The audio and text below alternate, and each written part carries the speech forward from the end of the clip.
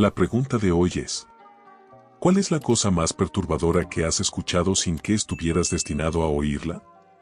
Historia 1. Una vez estaba en un club de baile en México. Me dirigía al baño, pero había mucha gente amontonada en la entrada, hablando en voz baja en una conversación colectiva. Yo no hablo español. Supuse que era solo una fila, así que me coloqué detrás del grupo. Otro hombre local se formó detrás de mí y, después de unos minutos, me tocó el hombro. Tuvimos la siguiente conversación. Él: ¿hablas español? Lo siento, no. Inglés. Estas personas están planeando matar a alguien y están preocupadas de que los estés escuchando. Deberías irte ahora mismo. Así que sí, fue bastante aterrador. Historia 2. Mi suegro falleció después de una cirugía rutinaria de reemplazo de cadera. Sus niveles de oxígeno cayeron en picada y sufrió un fallo cardíaco. Mientras estaba con muerte cerebral en la UCI, un médico llegó a hacer sus rondas con un grupo de residentes y nos pidieron que saliéramos de la habitación. Nos sentamos en la sala de espera, junto a los ascensores. El grupo salió y, mientras esperaban a que llegara el ascensor, el médico les dijo a sus estudiantes: y por eso nunca se le debe administrar Aldol a un paciente cardíaco. Y esa es la razón por la que mi suegra recibió un acuerdo de 150,000 pesos del hospital. Y esa es la razón por la que ahora hay esos pequeños carteles en los ascensores de los hospitales recordando que no se debe hablar de los pacientes. Historia 3.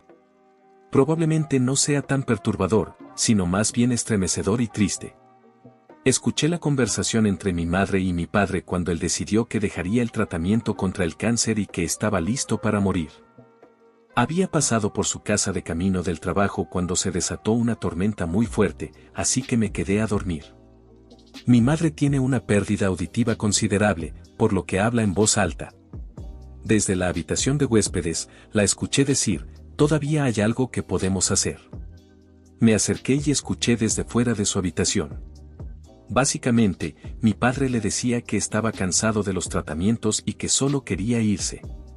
Su función cognitiva ya había disminuido tanto que sentía que ya no era el mismo. Todos sabíamos que esto iba a suceder eventualmente. Le habían dado un pronóstico de 3 meses, pero terminó viviendo más de 2 años. No es realmente posible vencer un cáncer cerebral en etapa 4. Así que no me sentí perturbado ni sorprendido, solo muy triste. Historia 4. Mi bisabuela, delirante en su lecho de muerte, hablaba sola, o con un fantasma, no estoy seguro, pero decía que lo sentía por no haberte protegido ella.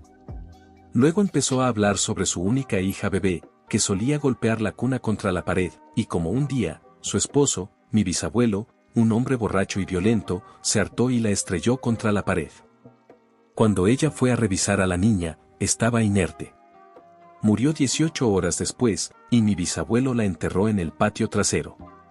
Edito para agregar: mi bisabuelo fue un hombre horrible. Siguió siendo un alcohólico y golpeó a sus hijos restantes.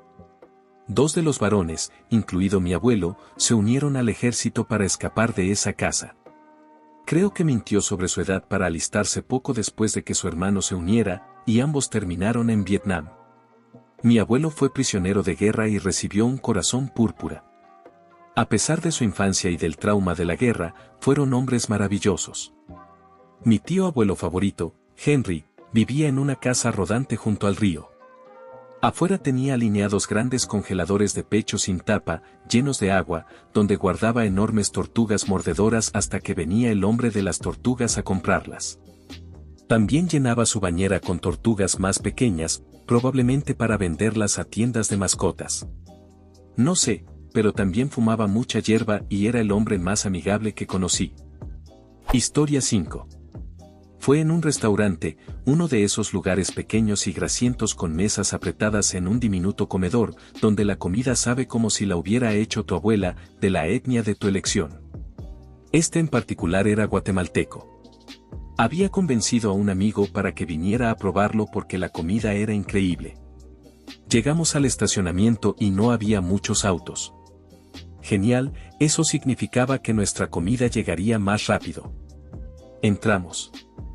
En el centro del comedor había un grupo grande con varias mesas empujadas juntas de manera desordenada, bloqueando parcialmente la puerta. Varios meseros corrían de un lado a otro llevándoles más aperitivos, rellenando sus bebidas, etc. Era un grupo ruidoso, pero mi amigo y yo no les prestábamos demasiada atención. Era un negocio familiar, y tal vez no esperaban tantos clientes a esa hora del día. Después de unos minutos, una mesera nos atendió y nos llevó a la mesa más alejada de ese grupo que pudo encontrar, lo cual no era muy lejos, ya que el lugar era pequeño. Nos sentó en el rincón junto a la salida de emergencia, al lado de un refrigerador de bebidas que zumbaba constantemente. No era la mejor mesa, pero no nos importó demasiado. Los tipos en el centro del restaurante hablaban bastante alto. Tomamos los menús del pequeño soporte de servilletas en la mesa y empecé a contarle a mi amigo qué platillos eran buenos. Decidimos qué pedir mientras la mesera probablemente iba por agua y una canasta de chips con salsa. Pasaron unos minutos más de lo esperado, lo cual al principio asumimos que era por el grupo grande, pero mientras conversábamos nos dimos cuenta de lo que realmente estaba sucediendo y de quiénes eran esas personas. Eran miembros de una pandilla. Eran relativamente nuevos en la zona y se reían de lo que habían hecho para establecerse. Hablaban en español, pero no el español puertorriqueño al que yo estaba acostumbrado, ni el español más californiano que entendía mi amigo. Se reían de cómo habían cortado a un tipo. Y de lo que le hicieron a su novia. Bromeaban entre ellos sobre lo bonitas que eran las meseras, que, según supe después, eran parte de la familia dueña del restaurante, y decían que no serían bonitas por mucho tiempo si no eran buenas chicas. Mi amigo y yo nos miramos a los ojos en un momento de puro ¿qué carajo está pasando? Él es completamente blanco, y yo puedo pasar desapercibido. Era obvio que no tenían idea de que los entendíamos, aunque no completamente, porque su dialecto nos hacía procesar todo con retraso y algunas cosas solo las inferíamos. No creo que nos hubieran visto como una amenaza incluso si hubieran sabido la verdad. Éramos un tipo blanco, nerd y de mediana edad, y una mujer bajita que caminaba con bastón. Nos sentimos horribles por las meseras, pero no había nada que pudiéramos hacer. Si dábamos señales de que entendíamos lo que estaba pasando, todo se pondría peor, no solo para nosotros, sino para ellas y el restaurante. Tuvimos una breve conversación por mensajes mientras fingíamos estar revisando nuestros teléfonos, y acordamos que si simplemente dejábamos dinero y nos íbamos, el restaurante podría enfrentar represalias después. Mi amigo escribió «¿Estás bien?» en una servilleta y se la mostró a nuestra mesera cuando trajo la comida. Ella solo sonrió, rió de manera forzada y nos hizo un discreto gesto de todo bien con el pulgar. Más tarde, mi amigo fingió estornudar en la servilleta para poder guardarla sin que nadie lo notara. Ni siquiera recuerdo de qué hablamos durante la comida. Comimos sin saborear nada, escuchando cada palabra horrenda que esos tipos decían.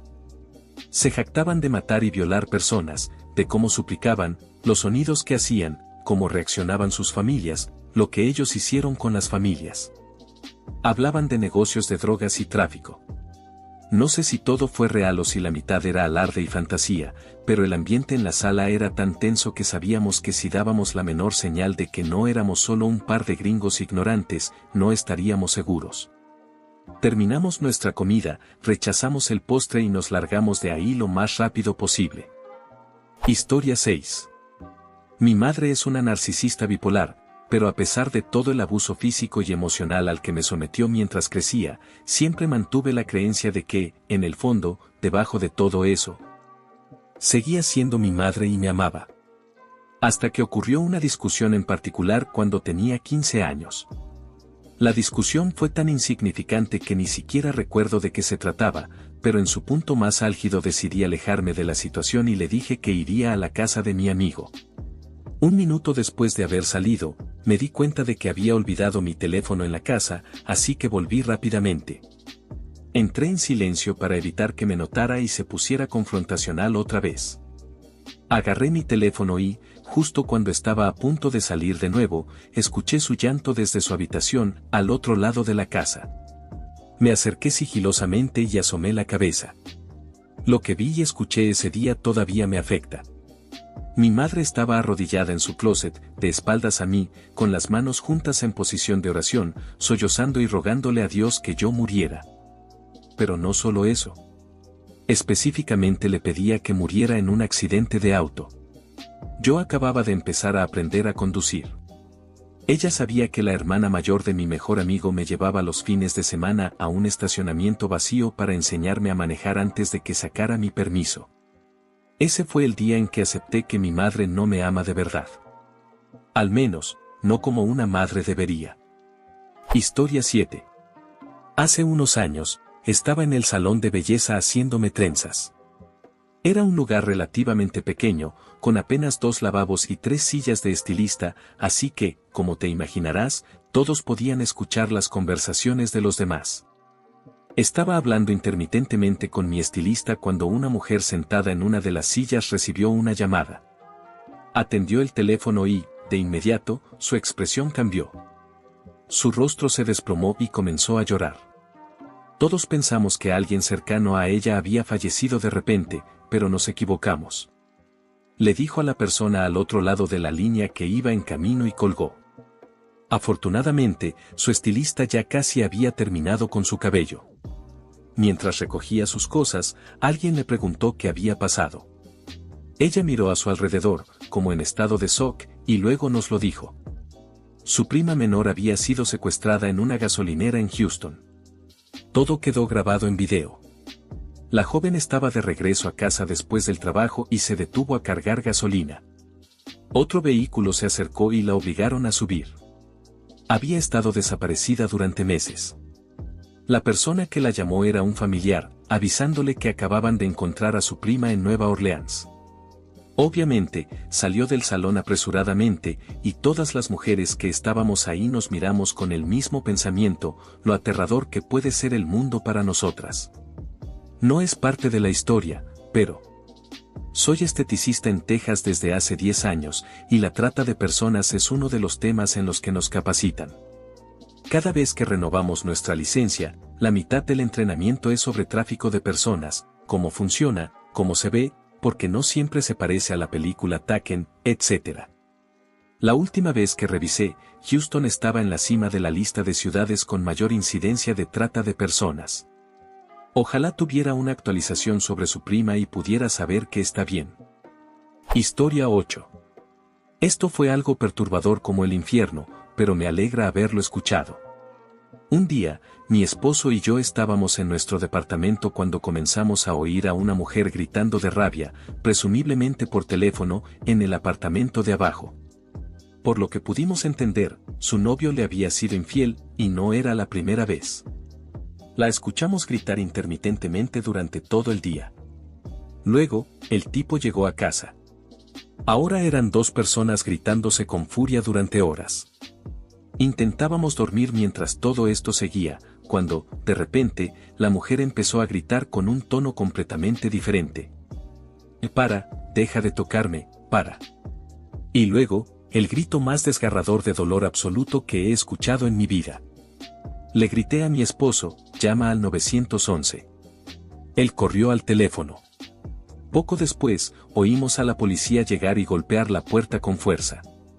Finalmente, alguien abrió, y pudimos escuchar a la mujer sollozando.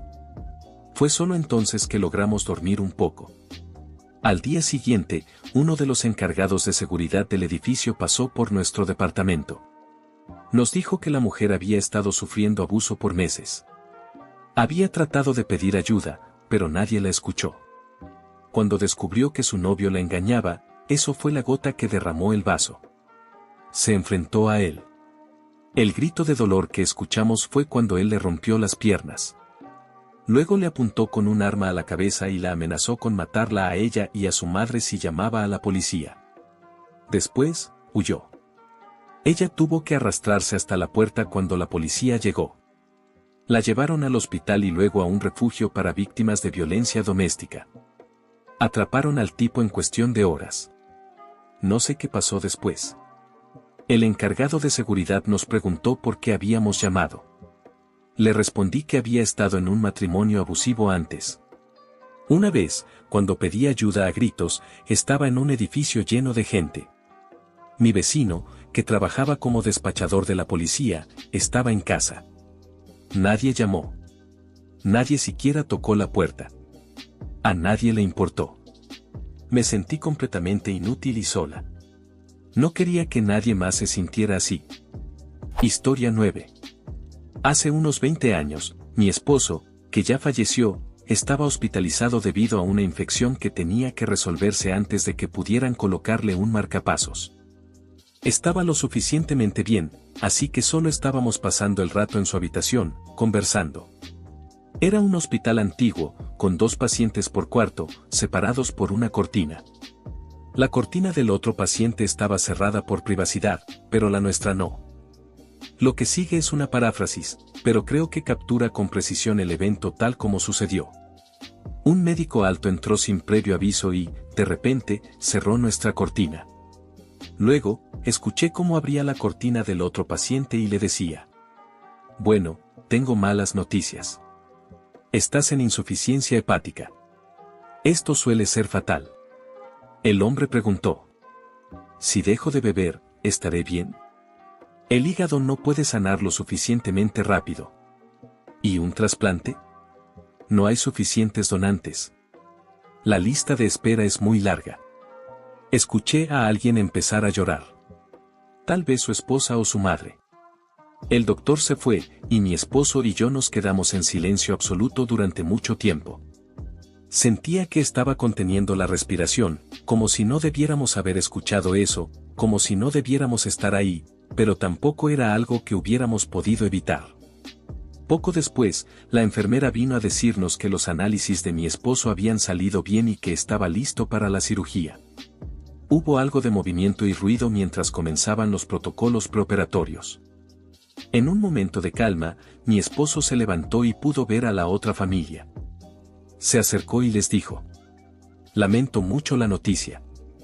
Lo amaba muchísimo, pero en ese instante lo amé aún más por saber cómo romper esa barrera invisible y mostrar compasión cuando alguien más lo necesitaba». Historia 10. Creo que un hombre intentó secuestrarme para tráfico de personas en Tokio el año pasado. Para dar un poco de contexto, soy una mujer blanca estadounidense y en ese momento tenía 28 años. Estaba en Japón con mi esposo, algunos familiares y amigos. Mi esposo y yo hablamos japonés con fluidez, así que nos sentíamos muy cómodos moviéndonos solos. En nuestra última noche, nos hospedamos en una zona de Tokio que era más sucia y tenía más personas sin hogar y borrachos en las calles en comparación con los lugares donde habíamos estado antes. Íbamos a salir a beber, y como yo estuve lista primero, crucé la calle para entrar a una tienda. Cuando regresé, me quedé esperando a mi grupo afuera del hotel, y fue entonces cuando un hombre se me acercó. Era negro y, por su aspecto y acento, parecía africano, en lugar de afroamericano o caribeño. Se paró muy cerca de mí y comenzó a hacerme muchas preguntas. Al principio le seguí un poco la corriente porque pensé que solo estaba tratando de coquetear y que podría rechazarlo sin problemas. Sin embargo, pronto me di cuenta de que sus preguntas eran extrañas. Nunca me preguntó mi nombre. Pero sí preguntó mi edad, si estaba casada y de dónde era.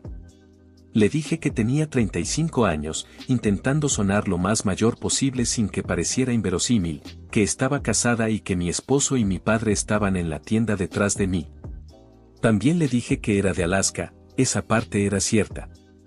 Tan pronto como mencioné Alaska, sus ojos se abrieron de par en par y dijo: «Entonces sí eres americana». Le respondí que sí, que lo era, y le pregunté de dónde era él. Me dijo que de Ghana. Entonces, sin más, dijo literalmente: «Está bien, ven conmigo». Yo, ¿qué? «No, gracias, estoy esperando a mi grupo». Él, «No, ven conmigo, vamos a tomar una copa». Yo, «No, no vamos a hacer eso». «Vete». Él no hizo ningún movimiento para irse, así que me di la vuelta para alejarme de él. Y fue en ese momento cuando lo escuché decir algo que no sé si realmente quería que oyera o no. «Tú vienes conmigo, tomamos un trago. Te despiertas en el paraíso».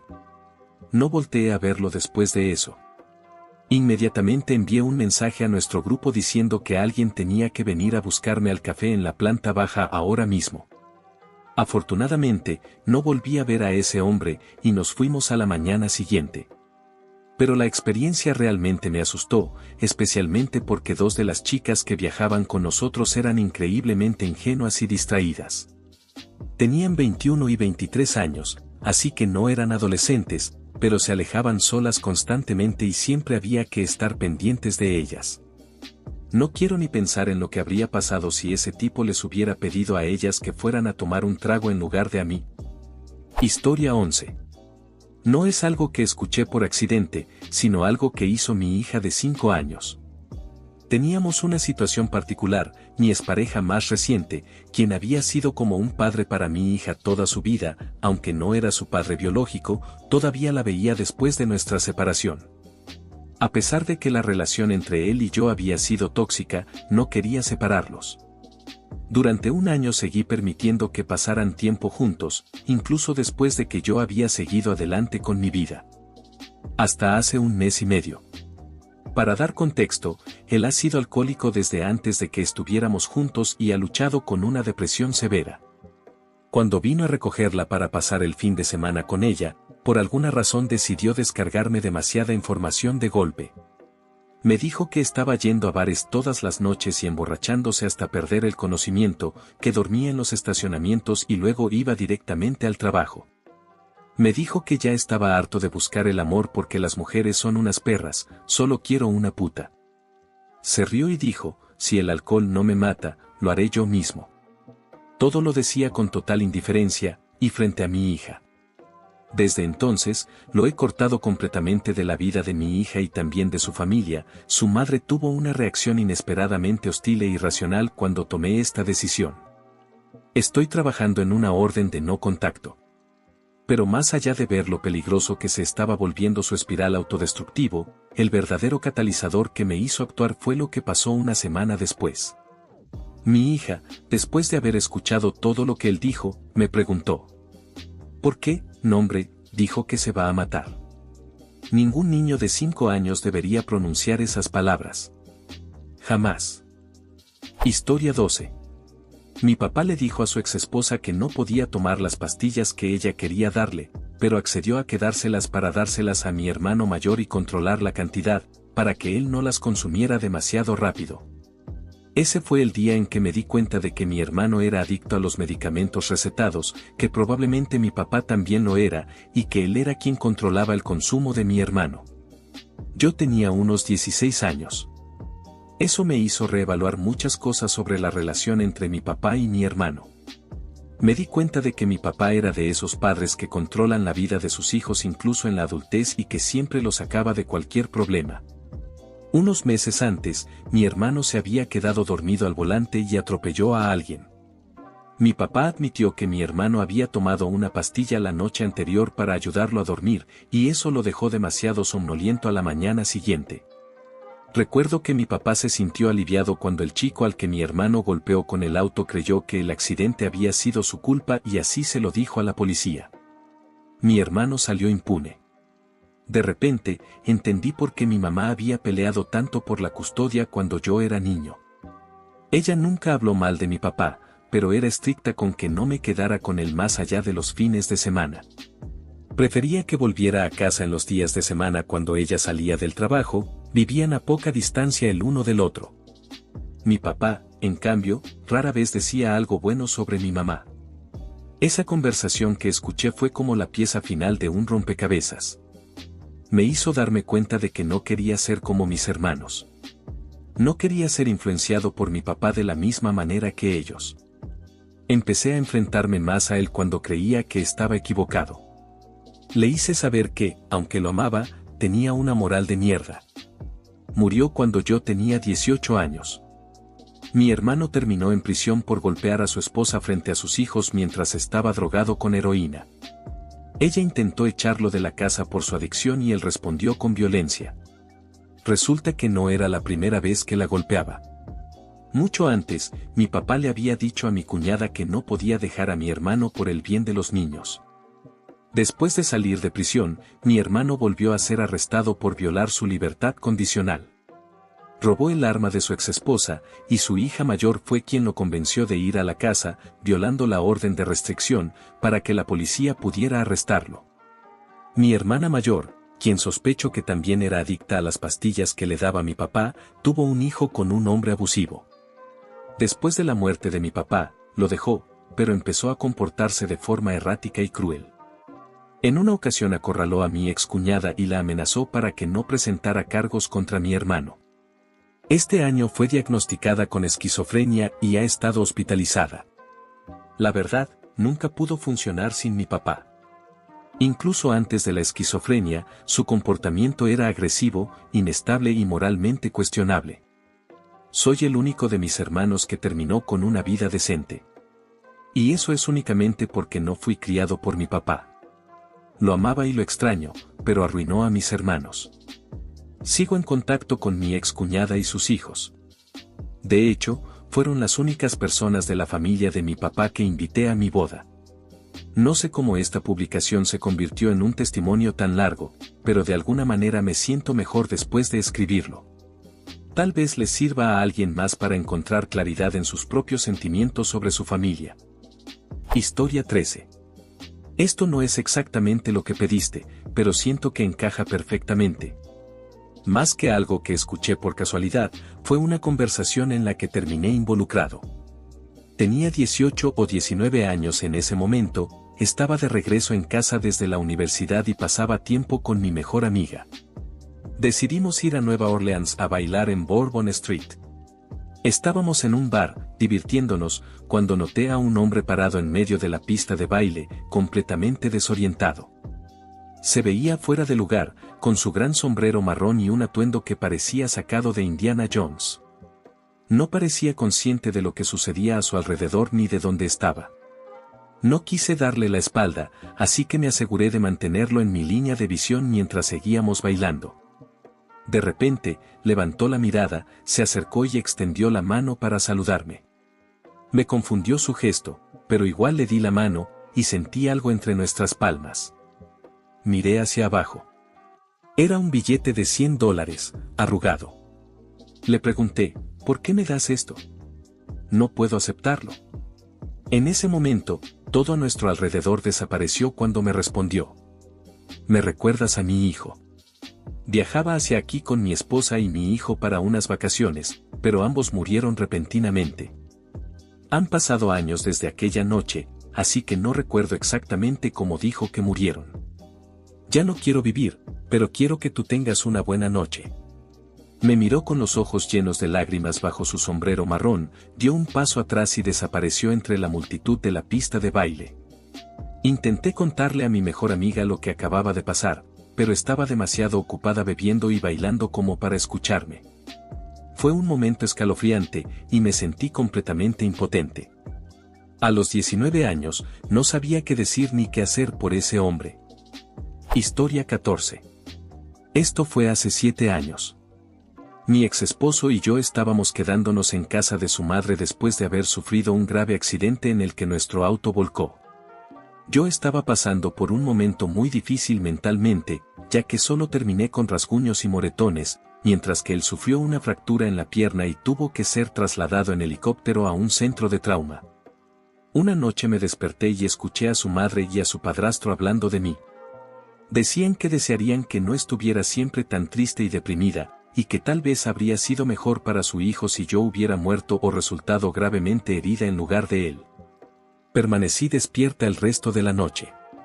Nunca le conté a mi ex sobre eso porque no quería causar problemas. Había perdido a mi abuela el invierno anterior y no estaba manejándolo bien en absoluto. Siempre tuve la sospecha de que su madre nunca me había aceptado porque dejé de ir a la iglesia y me hice tatuajes. Esa conversación confirmó mis sospechas, y nunca volví a confiar en ellos después de eso. Meses después del accidente, joven e impulsiva, intenté quitarme la vida con una sobredosis. Cuando desperté en la UCI, lo primero que escuché fue a mi ex y a su madre hablando. Él decía que si hubiera sabido que iba a luchar tanto con mi salud mental, nunca se habría casado conmigo. También mencionó que estaba pensando en pedir el divorcio una vez que recibiera el pago del seguro por el accidente, 185,000 pesos. Su madre lo alentó a hacerlo, pero le aconsejó que no me dijera nada mientras yo estuviera internada en psiquiatría. También le dijo que, cuando le dieran el dinero, no me diera nada porque no lo merecía. Ese mismo viernes, durante la hora de visitas en la unidad psiquiátrica, me lo dijo en persona. Cuando me dieron el alta del hospital, me recogió, me llevó de vuelta a nuestro apartamento y me echó de casa. Desde entonces, no he vuelto a confiar en nadie. Quisiera desesperadamente encontrar una pareja, pero no sé cómo volver a confiar. Y hasta aquí el video de hoy. Espero y les haya gustado, y no olviden comentar una anécdota o experiencia similar al tema del video, dejen su like, compartan si les gustó el video. Y por último no olviden activar la campanita para no perderse ninguno de nuestros videos diarios. Chao.